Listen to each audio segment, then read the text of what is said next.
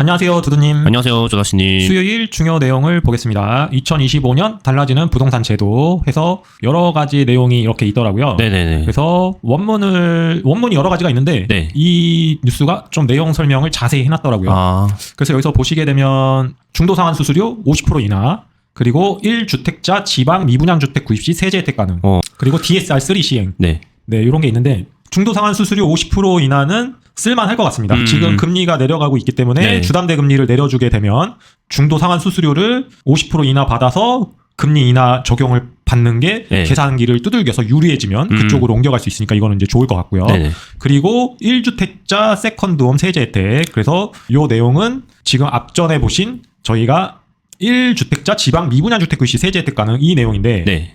이 내용이 예전 과거에 이런 뉴스가 있었어요. 그러니까 이 뉴스를 보자마자 딱 드는 생각이 지방의 아파트들은 이제 슬슬 바닥을 잡고 이제 상승할 수 있겠구나라는 생각이 들었는데 네. 뭐냐면 이제 과거 수도권에 미분양주택 매체를 구입하던 양도세를 그냥 비과세 해주는 정책이 있었습니다. 네네. 이때가 미분양이 아주 절정이었거든요. 그래서 정책으로 이게 이제 나왔거든요. 네. 양도세를 그냥 무제한 매체를 사든 그냥 양도세가 안 내는 거예요. 집값 오르면 그냥 비과세예요. 완전 이벤트, 네. 제대로 된 이벤트인데요. 근데 그때는 집값이 오르지도 않고 너무 미분양이 많고 집값이 계속 하락할 것 같으니까 사람들이 이제 안 사니까 이제 이런 정책이 나왔거든요. 네네. 그래서 결국에는 이런 정책이 나왔을 때는 좀 눈여겨봐야 될 것 같다. 그리고 지방에서 괜찮은 지역들은 내가 이런 정책이 나왔을 때 혜택을 받을 수 있는 이런 항목들이 있으니까 이것들을 챙겨보시고 이제 하시는 게 좋을 것 같은데 이왕 할 거면 이 가격을 왜 제한을 뒀는지 할 거면 시장을 경제에 맡겨서 그냥 원활하게 네. 이왕 하는 김에 할 거면 제대로 좀 풀어주. 하는데 이거는 배부르게 먹지도 못하고 조금 약간 맛있는 거를 살짝 입맛만 보여준 느낌적인 느낌? 하지만 그래도 이런 정책은 아주 중요한 정책이니까 네. 잘 챙겨보셔야 될 것 같고, 그리고 신생아 특례 제출은 저희가 늘 얘기했고 저희 유글 홈페이지에 자료가 또 올라가 있습니다. 그리고 안전진단 없이 재건축 가능, 이것도 우리가 계속 다뤘던 내용이고요. 네, 맞아요. 스트레스 DSR 3단계가 이제 7월부터 이제 시작을 할 거랍니다. 그렇게 되면 또 대출 받을 수 있는 금액이 낮아지기 때문에 지금도 대출 때문에 지금 직격탄을 맞고 있잖아요. 네. 근데 또 저거를 7월 달부터 하게 된다면 그 이전에 대출 받을 사람들이 또 대출을 받으려고 러쉬를 했다가 7월부터 또 이게 대출이 규제가 적어지니까 이렇게 되면 또 이제 직격타에 플러스 양념을 또 추가하는 거기 때문에 네. 조금 이제 상황이 좀 안 좋을 걸로 보여집니다. 상반기에는 조금 거래가 조금 활발해질 수 있다? 대출이 어찌됐든 갱신이 되고. 그게 다시 리셋이 되니까. 네. 그랬다가 저 7월을 기점으로 또 이제 안 좋아질 수 있겠죠.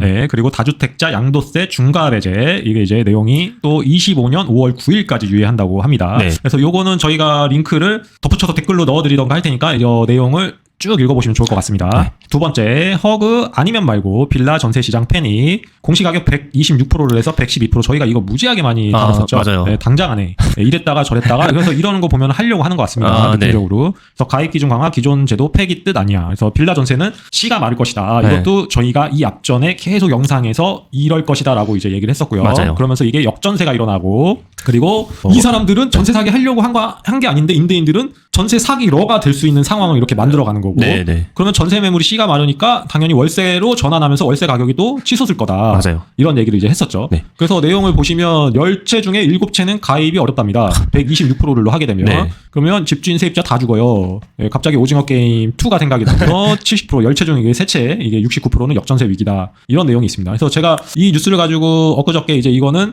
제 레피셜이라고 얘기한 게 있는데 기억나시나요? 뇌피셜로 이제 잘 안 나시죠?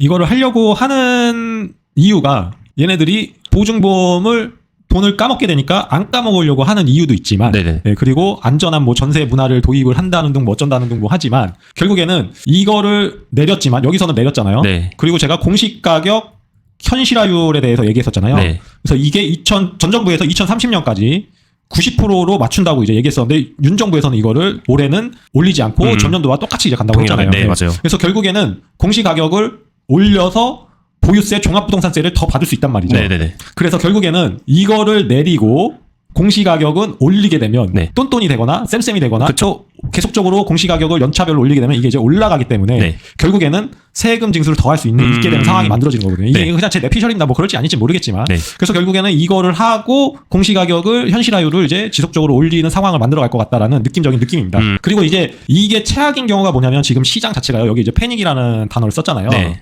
지금 이것 때문에 빌라 건축주나 시행업자분들이 도산이나 파산하는 경우가 되게 많고요. 아, 저분들은 이제 시행을 하시기 때문에 레버리지를 크게 쓸 네. 수밖에 없거든요. 그리고 저것뿐만 아니라 지금 이제 시행하시는 분들 중에서도 망가지신 분들이 꽤 많아요. 그래서 이거를 다시 봐야 될 게 뭐냐면 공급량이 없다. 공급량. 네, 빌라나 다세대 주택 같은 경우는 보통 한 6개월에서 한 1년 정도면은 네. 공사가 이제 완료가 되거든요. 네. 지금 한 2, 3년 새 공급량이 현저히 줄었어요. 그리고 최근 1년 사이는 아예 공급량이 씨가 말랐습니다. 그쵸. 빌라 짓는 현장은 거의 못 봤었던 것 같아요. 길 네. 가다가도 뭐 이제 보이기도 하고 그럴 텐데. 네. 그렇기 때문에 이거 같은 경우는 이제 임대료에 대한 이제 영향을 미칠 수가 있고요. 네. 그렇게 되면은 이 빌라 임대료의 영향이 다시 아파트로 전가가 되게 되면 실제로 임대료에 대한 상승이 계속적으로 이제 이뤄질 것 같습니다. 지금 뭐 부동산 시장이 안 좋고 뭐 어쩌고 뭐 기업들이 돈을 못 벌고 해서 뭐 지금 또 퇴직이 늘어나고 네. 자영업자가 뭐 100만 명이 뭐 폐업을 그쵸. 하고 뭐 이런 뉴스들이 지금 도배가 되고 있는데 네. 결국에는 그래서 한국 부동산은 이제 끝났다라는 이제 논리들이 이제 쌓여가고 있지만 네. 실제 상황들은 이런 이유들 때문에 폭락의 단계로는 가지 않을 것 같다라는 네. 걸로 보여집니다. 폭락으로 가려면 전세도 빠져야 되고 월세도 빠져야 되고 네. 다 빠져야 되거든요. 뭔가 위에서 말씀해 주신 거는 네. 빠질 만한 요소라기보다는 네. 오히려 양극화만 계속되는 거죠. 네. 양극화, 삼극화만 가중되는 현상입니다. 예, 그리고 악성 미분양 4년 3개월 내 최대 18,300가구 15개월 연속 증가. 지방이 이제 79%가 차지하고 전문가 시장 양극화에 침체 장기화할 것. 이 뉴스를 예전에도 본 것 같은데요. 아, 맞아요. 예, 지코노미에서 11월 29일 날 작성이 됐고요. 근데 뉴시스에서 오늘 뭐지? 뉴시스에서 12월 11일 네. 06시에 이제 오늘이잖아요. 작성이 됐습니다. 네. 그래서 얘네들은 일을 하는 건지 갖다 베끼는 건지 모르겠어요. 맞아, 이거 어디서 네. 본 것 같았었는데 네, 네. 기간이 업데이트 됐나 처음에는 네. 그 생각을 했거든요. 네, 내용도 똑같아요. 아. 18,300, 네. 4년 3개월 내, 그래서 18,300, 4년 3개월 내 똑같죠. 뭐지? 네, 그래서 결국에는 뭐 이 뉴스도 그때 얘기를 했었는데 네. 보게 되면은 뉴스에서 얘기하는 게 특히 수도권에서는 인천 중공업 미분양 물량이 전월 대비 178.7% 증가하면서 992가구가 늘었다. 근데 제가 인천 얘기도 그때 몇 번 했어요. 인천도 시장이 이제 갈린다. 네. 미추홀구 쪽이랑 송도 센트리폴 연수구 쪽에 분양한 애들은 벌써 완판이 됐고, 완판이고, 네. 그리고 송도 레미안 1, 2블록은 또 분양을 할 예정 중이고, 네. 그리고 걔네들은 벌써 CTOCL 이런 앞전에 분양했던 입주단지들도 지금 분양권에 프리미엄이 붙어 있기 때문에 네. 시장이 이제 양극화가 되고 있다. 지금 송도 같은 경우는 중공업 미분양이 좀 있고요. 마피도 살짝 있고요. 네네. 그리고 원도심. 원도심. 네, 기존 원도심 그 항만 쪽에 있는 네네네. 분양했던 것들이 좀 안 좋은 것들이 있고요. 지금 이제 저희가 리포트가 올라가 있는 동인천 베이프런트 같은 경우는 이제 청약률이 좀 안 좋게 나올 걸로 보여지고요. 네. 그래서 시장이 갈린다. 그래서 이게 정말 악성 미분양이 전체적으로 쌓이려 그러면 계속적으로 그 일대 자체가 인천 일대 자체가 그냥 다 미분양으로 가야 돼요. 뭐 어디 한 군데는 완판되고 약간 그런 게 없이 싹 다 그냥 그렇죠. 그렇게 네. 물량이 쌓이는 네, 약간 전체적으로 미분양이 발생하는 검단은 잘 되잖아요. 네. 검단도 미분양이 발생하고 뭐 미추홀구도 미분양이 발생하고 분양권에 프리미엄이 없어야 되고 네, 이런 상황이 돼야 되는데 전체적으로 시장이 이제 갈림 현상이 벌어지고 양극화가 벌어지기 때문에 네. 이게 이제 악성 미분양이 있다고 해서 부동산 시장을 안 좋게 보는 건 아니라고 생각이 듭니다. 그리고 아크로 리치 카운티 1순위 평균 482대 1, 와. 네, 최고 경쟁률 825대 1, 올해 분상제 적용은 마지막이었답니다. 네. 창경궁 롯데캐슬 시그니처 1순위 평균 26대 1로 나왔네요. 네. 아크로리츠 카운티 같은 경우에는 워낙에 이전부터 8억 로또라는 그렇죠. 그런 타이틀이 있어서 정말 많은 분들이 신청을 많이 하실 걸로 보는데 네. 정말 높게 나온 것 같고 그렇죠. 창경궁 롯데캐슬 시그니처 같은 경우에도 여기가 이제 조금 이전에 좀 비싼 감이 좀 없잖아 있기도 하고 이제 주변에서 어쨌든 그 입지가 완벽하다라는 느낌보다는 좀 애매한데 약간 싶었지만은 그래도 서울에서 신축 아파트는 그렇죠. 인가라는 생각이 네네네. 좀 들 정도로 경쟁이 잘 나온 것 같습니다. 네, 그래서 보시게 되면 이제 이렇게 이제 경쟁률이 나왔고요. 네. 특공도 꽤 돌았었습니다. 그래서 어제 특공 보니까 네. 특공 신청 현황이 되게 똑똑하시더라고요. 지금 5구 C타입에 네. 몰렸잖아요. 네, 엄청 몰렸죠. 네. 그래서 보게 되니까 단지 배치도를 보면 딱 알 수 있어요. 이게 이제 A타입은 남아있는 층수들이 낮아요. 그리고 B타입도 마찬가지로 물량이 별로 없고 네네네. 근데 C타입이 물량이 많고 층이 높아요. 네네. 네, 그렇다 보니까 특공에서도 C타입이 많이 몰렸고요. 그리고 일반 1순위에서도 지금 보니까 C타입이 제일 높죠. 네네네. 그래서 이쪽으로 이제 쏠림 현상이죠. 그러니까 사람들이 요새는 여기저기 커뮤니티에서 청약에 대한 것도 많이 알려주고 하다 보니까 네. 되게 똑똑하고 스마트하게 청약들을 넣으시는 것 같아요. 이런 타입들을 다 골라서. 네네. 예전에는 이제 RR해서 로얄동 로얄층 네. 이런 것들을 하고 또 RRR 뭐 이렇게 가지고 공부들을 많이 하시거든요. 네네. 네. 그래서 참 똑똑해졌다 사람들이. 그리고 가로수길 공실 특단 대책 나왔다. 전국 최초 1조권 배제 완화, 특별 가로구역 지정해서 경관 개선 공간 활용으로 활성화 기대. 가로수길 최근에 가보신 적 있으신가요? 저는 안 간 지 진짜 오래된 것 같아가지고 사실 가로수길이라는 얘기 자체를 되게 오랜만에 듣는데 저거는 이제 그쪽 일대의 바운더리에 이제 가까운 분들이 이제 뭐 자주 이용하시거나 거기 상권에 이제 네. 대형 브랜드들이 이제 들어와 있으니까 네. 그쪽을 가기 위해서 이제 가는데 저는 가로수길이 공실이라고 해서 이런 일조권을 배제해주고 뭐 이런 게 말이 되는 거냐? 라는 생각이 그냥 빡 들었습니다. 네. 뉴스 보자마자. 왜냐하면 중국에서 사드 정책 때문에 명동 상권 박살날 때는 네. 아무것도 네. 안 해줬는데 이게 무슨 일이냐? 이걸 왜 해주는 거냐?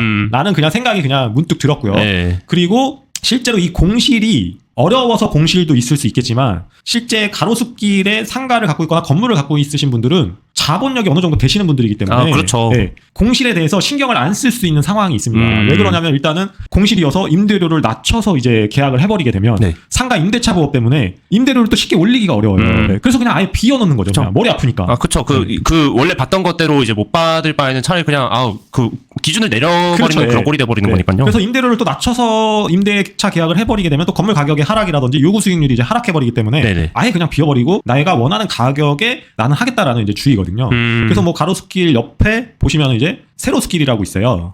네, 이게 혹시 오렌지족 아세요? 들어보셨나요? 오렌지족은 들어봤죠. 네. 네. 오렌지족들의 패션의 성지였던 곳이 이제 세로스길입니다. 네네네. 그래서 가로수길에 비해서 임대료가 한 3분의 1 수준 정도라고 합니다. 그래서 이쪽이 지금 뜨고 있다라고 합니다. 네네. 그래서 가로수길에 이런 혜택을 주는 거는 저는 좀 약간 이해할 수 없다. 네. 가진 자들의 무슨 특권인 거냐? 네. 네, 라는 생각이 그냥 들었습니다. 네, 그래서 그렇게 보시면 되고 그리고 큰 집에서 작은 집으로 미주택 다운사이징 인기 이유라는 이제 네. 전현직 필진분의 글이 올라왔는데요.